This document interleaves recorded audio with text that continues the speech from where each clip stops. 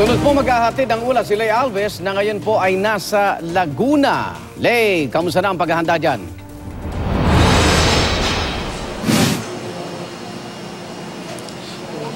Yes, Igan, dito sa Mamatid Elementary School sa Cabuyao, Laguna ay handa na itong ating mga Board of Election Inspectors. Kaninang alas 4 pa lang ng umaga ay karamihan sa kanila ay narito na. At dito sa polling precinct kung nasaan tayo ay narito na yung mga balota, mga election paraphernalia at pati yung DCM.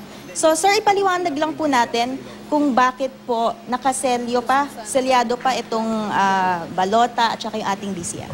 Kailangan po na naririto ang presensya ng ating mga poll watchers para makita na ang ating mga kagamitan ay selyado pa at hindi pa napapakialaman ng kahit sino ang mga laman. Yun lang po. So sa mga oras na ito, dumating na rin yung iba nating mga kababayan na boboto ngayon dito at may ilang mga watcher na rin na narito. So gaya nga ng sinabi ng chairman ng Board of Election Inspectors ay kailangan narito yung mga watcher bago mag-initialize yung ating DCM. At yan muna ang pinakahuling ulat mula rito sa Cabuyao, Laguna. Ako si Lay Alves, nakatutok para sa eleksyon 2016. Maraming salamat, Lay Alves, mula po sa Laguna.